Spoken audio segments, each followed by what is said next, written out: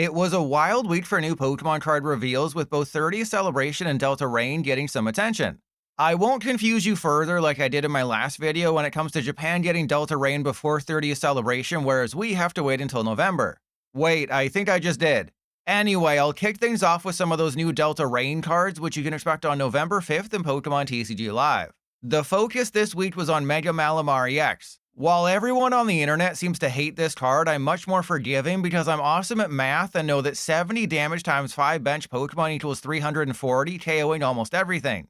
For 2 darkness, Mega Malamar's Psychic Marionettes does 70 damage for each Pokemon on your opponent's bench. There's several ways to fill them up, with Lickitung being the most common one, while Accompanying Flute is the most uncommon one. Get it? Because that's their rarity? Whatever, blowing their flute is actually the best way, as it searches the top 5 cards of their deck and benches any basics you find there. If they made the mistake of putting multiple Meowth in their list, you'll never actually find them because Accompanying Flute always fails. As for Lickitung, it's an attack, but it takes any basics from their hand and benches them. Additionally, Delta Rain's adding this new Sableye. Its attack is literally an Accompanying Flute, searching the top 5 cards of their deck and benching any basics. At least until rotation in March, just play 4 copies of the Flute and maybe 1 Lickitung, skipping Sableye entirely. On top of that, Mandibuzz can force any Pokemon with 70 or less hit points from their hand onto the bench with its ability. This is great against decks that might not want a Badoo or Snorunt or Psyduck or Patrat on the field. As for Lily's Rabombi, its ability is Lickitung's attack. Only activating when it evolves, you can immediately bench any basic you find in their hand. What's funny about Mega Malamar coming in Delta Rain is that it follows a new Baby Malamar in Pitch Black this month. And of course, we get a new Inkay as well. Unfortunately, both Inkay have 60 hit points, meaning their butts will get chewed on by Dragapult. I think you'll play a 2-2 split of each at first, since one gets an item while the other discards a random card from their hand. Both are useful, neither are perfect. As for Pitch Black Malamar, it's basically useless unless their active is confused. To be fair, 130 damage for 1 darkness is fine, dealing with most meaningful single prizers, and I wouldn't be surprised if 2 or 3 Dark Bells sneak their way into a Malamar list. It's just that 130 is a weird number, with Latias EX really the only 2 prizer it can deal with. Still, if Dark Bell ends up paired with Mega Malamar, you will include 1 copy of this guy. Oh, and despite the fact that we've still only ever received 1 freaking backed Caliber card since 2022 and there's none currently in Standard, we also have the old Malamar from Shrouded Fable. It only works if you played Xerosic's Machinations that turn, switching in one of your opponent's Pokemon and dealing 120 damage to them. It's definitely a card that exists. I just imagine if you're playing a single prize Malamar in the deck, it's the other one, not this one. Getting Malamar up and running won't require you to flip your phone upside down. Since it requires just 2 darkness, pair it with a 2-2 Toxtricity or a couple Janine Secret Fart and you're good to go. Plus, with access to Petrarunt EX for switching, Wally's Compassion's always an option. And if you really want to get wacky, include Academy at Night, Mega Gengar, and Grimsley's move to ensure you hurt your consistency while simultaneously making your matchup against single prize decks even worse. Regardless, for its potential to deal 350 damage and its potentially decent partners, I'm willing to put 3 of my toes in Mega Malamar's chicken mouth. Though, seeing how many good grass types there are in Standard, I might want to take those toes away. Which shouldn't be a problem given that they're always lotioned up and slippery. Yeah, Grass Weakness is going to hold Malamar back from doing a whole lot, especially if Festive Elite ends up being as good as Japanese players are showing in their Pitch Black format. Before I move to the 30th Celebration cards, there's some crappy starter deck cards to mention. As I highlighted in my Delta Rain announcement video, Japan is getting some new starter decks on July 31st to coincide with Abyss Eye, which is what they call Delta Rain. While we don't know for sure if these starter deck cards will be in Delta Rain, there's a good chance they are. We just have to wait for them to officially announce our November set rather than just giving us a teaser trailer that's more or less a TCG Pocket advertisement. Alright, I'm going to put as much effort into this next section as the designers did into making the cards competitively viable. While we don't need another new Eevee, they have to give us one so Jolteon can evolve. At the very least, Jolteon isn't completely unplayable, dealing 220 damage at the cost of losing all energy. In almost every situation you can think about though, Zeraora is better for an electric deck, sniping 210 damage to someone on the bench. Elsewhere, there's a new Pedo in town and he sucks. And I'm not happy to see his little buddy either. Sharpedo's attack only does 60 damage with coin flip based energy discard. That's not helping Mega Sharpedo. Neither is the new Carvana, who requires 2 energy to probably not KO a Badoo. Fittingly, the new Darkrai is essentially a Cresselia mirror, meaning it won't see play. And Morpeko is another call for Familiar, except if you're a dark deck wanting basics, Toxel exists. Zarude is just dumb, requiring 2 out of 2 heads flips to deal 200 damage for 2 energy, otherwise it's only hitting for 50. And Pokebeach clarified Delibird's ability, proving that it is indeed basically just a reprint of Celebi from a few years ago. Okay, 30th celebration time. Easily the headliner this week is Ditto.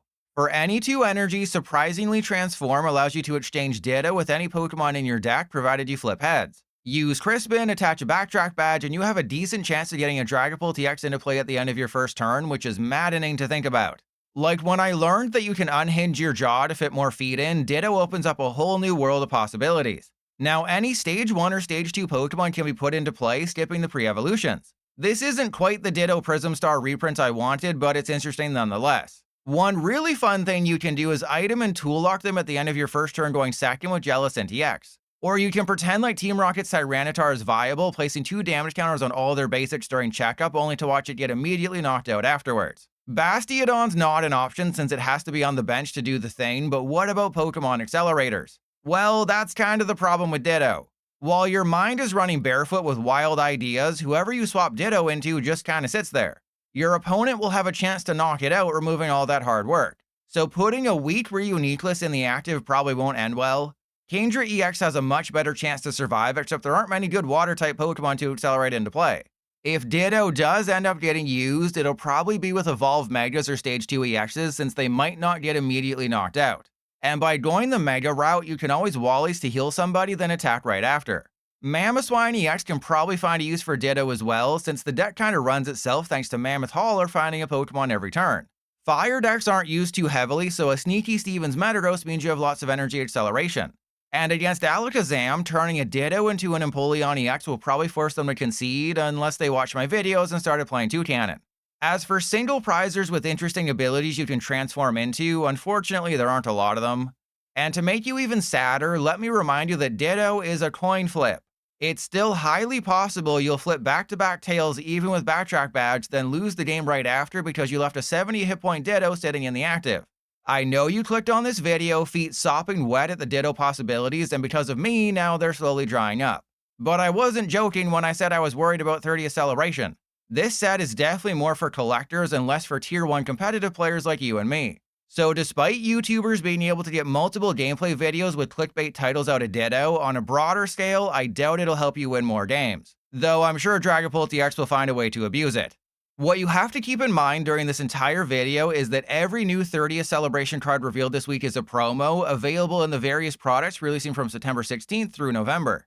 While we don't have confirmation yet, it's highly likely they all arrive in the main set itself, albeit with different arts. This piece of news is important since that Ditto promo doesn't arrive until November 6th.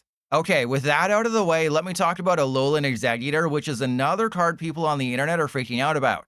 Considering people on the internet also freak out when somebody says 6-7, that should tell you just how good this card will actually end up being.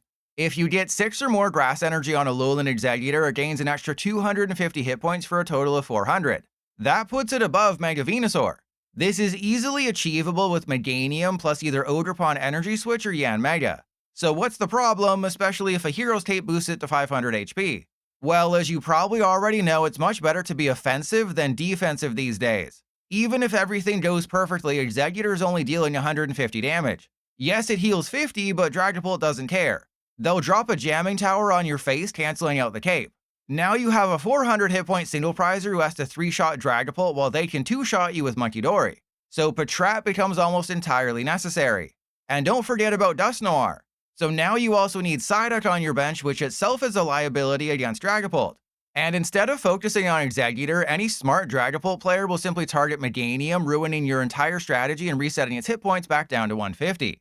I'm sorry for wall raining on your parade, but it's not my fault the Pokemon Company is actively making the game weaker in 2026. Still, if you want to ignore the sage wisdom of a guy who would probably be lobbying for Pokemon marriage if they were real, Exeggutor does have a 4 retreat cost. So it's a prime candidate for Heavy Baton, preserving 3 energy upon knockout. Jamming Tower is still a problem, but we're not living in that world right now. Yanmega seems like the best partner overall, instantly powering up Exeggutor if Meganium's in play, all without the need for Energy Switch. Let the Palm Tree soak up a hit or two, deal a bit of damage, and pass that energy back to another attacker thanks to Heavy Baton. That could be Yanmega, who can now clean up any KO, or somebody like Regigigas or Ogerpon. You could also make some sort of terrible heavy baton grass deck with Mega Venusaur or Tangrowth or even this Golurk you didn't know existed. Just don't try to build it on TCG Live, because 4.5 years later we still don't have filters for retreat cost, which is insane to say out loud. Ultimately, no matter how you decide to build an Alolan Exeggutor deck, it pales in comparison to the 6 or 7 good grass decks we already have. Before I continue talking about the other cards that at least attempt to be competitive, there's this neat arena, which is the ETB promo. What's so special about it? Well, nothing. Unless you count the fact that Need Arena is number 30 on the Pokedex, there's 30 Need Arena in the art, the attack does 30 damage, and the ability heals 30 from anybody. But yeah, aside from that, it's useless. If I was to tell you that we were getting new cards featuring the legendary Cantonian birds, you'd know not to get excited because this is 2026. But I don't think I could have anticipated just how bad they'd end up being. And I'm not talking about the fact that Zapdos' ability is Flash Pop Flapping and not Flashy Flapping, which makes a million times more sense. Anyway, their abilities only activate if all of the birds are in play at the same time. As we've seen from the designers' repeated attempts to make Azelf, Uxie, and Mesprit trio decks a thing, this almost never works. Here, if all three are in play, you can accelerate an energy of their respective type to that Pokemon. Maybe you could argue that they make Mega Rayquaza or Sylveon EX better, but those have access to Glass Trumpet, which is a hell of a lot easier to pull off than having all three birds in play. Looking at the attacks, Zapdos requires 4 energy to deal 210 damage, punching itself in the bird balls for 60. Again, Zeraora is going to continue being the choice for lightning decks. And in no world is Dragapult choosing the new Moltres over the old one. As for Articuno, we already have a Uxie that spreads 2 damage counters, meaning it's not blocked by Shaman or Terra Barrier. Taingloo, meanwhile, also spreads 30 damage, except it's for a single energy, not 3. I know it requires a stadium to be in play, but I'd rather do that than jump through all those other hoopas. Basically, the birds are all massive letdowns and I doubt they'll ever see play. To go along with their new EX counterparts, one of which is clearly better than the other, both Mew and Mewtwo are getting single prize cards. And best of all, they're both equally useless. Even if Lily's Clefairy's in play, Mew cannot one-shot a Dragapult. Since Psychic does 10 base plus 40 more for each energy attached to their active, that's just 90 damage on Dragapult. And adding a maximum belt still leaves you short of a KO. We already have a Jinx who sucks this hard, so why would a Mew with less hit points and a retreat cost do any better? Then there's Mewtwo. Maybe when Smoochum and Oricorio rotate in March, its first attack accelerating 2 energy to a bench Pokemon could come in handy. Until then, it'll be about as useful as nipples on a Nuzleaf. Naturally, we're getting another freaking Eevee in 30th Celebration, our third total so far. At the very least, this one is different. For any energy, it can put an item from their hand on the bottom of their deck. Slightly annoying, sure, but until they rotate in March, both of the 50 hit point Eevees are better in most situations. Finally, Lucario. If only this thing did 70 damage to a bench Pokemon. Because for 2 fighting and a colorless or a sphere dealing 100 to their active, one-shotting a Meowth or Fez if you drink some Gatorade while also picking off a Dreepy would have been amazing. Instead, well, I don't completely hate it. After all, I'm predicting Mega Lucario's doom come 30th Celebration because of Mew EX, and any help is welcome. But that 10 extra bench damage could have turned this into an auto including Lucario decks. Without it, I don't know if it sneaks in. Because apparently the Pokemon Company is only slightly better at deck building than the Deck Wizard on PTCGO, we're getting Espeon EX and Umbreon EX battle decks on October 30th. Unlike League battle decks, which are almost competition ready out of the box, here they paired Espeon with Victini and Umbreon with Zeraora. So yeah, you might want to make some changes. Since they didn't give us deck lists, only product images, my rant is valid at least for now. Whatever the lists end up being, both decks will include 60 cards, all of them holo, and boast a play level of 2, which is one step down from a lead battle deck. In case you forgot, Espeon does more damage based on the amount of Pokemon you have in play. With all the cards being holo, I doubt Area Zero is included. I imagine Umbreon will be paired with some sort of spread card, but it will need either Toxtricity or Crispin to power itself up. If this leak floating around is any indication, Espeon will be paired with Delphox, while Umbreon will include Toxtricity. Because damn it, I'd recognize that foot anywhere. Also, it looks like we're getting promo versions of Ultra Ball and Pokepad with new clay arts. Finally, for comparison, this is what the Zeraora and Victini promo arts look like compared to the ones in the main 30th Celebration set. For the weirdos among us who enjoy putting things other than lotion between their toes, these are the products that will be available on launch day September 16th. So if you're wondering why a bunch of people are beating each other off in a Target parking lot on a random Wednesday, that's why. I would include the MSRP for each, but then GameStop would just charge you 4 times that, so it doesn't really matter. Additionally, there will be a Pokemon Center Elite Trainer box on the 16th that includes 11 packs rather than the typical 9. But the odds of you ever seeing one are lower than the odds of Ash becoming Pokemon Champion if Leon didn't let him cheat by using all 3 once per battle mechanics. Then on October 2nd, it's the Binder Collection with 5 packs, Booster Bundle with 6 packs, and Mini Tins with 2 packs, followed by the Espeon and Umbreon decks on October 30th. And on November 6th, which is also when Delta Rain comes out, it's probably the biggest day for 30th Celebration. That's when you'll find the Ditto Premium Collection with 8 packs, Mew and Mewtwo Collections with 5 packs, and the Big Daddy Ultra Premium Collections. Along with a bunch of cards, there will be 29 packs of 30th Celebration, alongside a 3-card pack with 3 cards from the Classic Collection.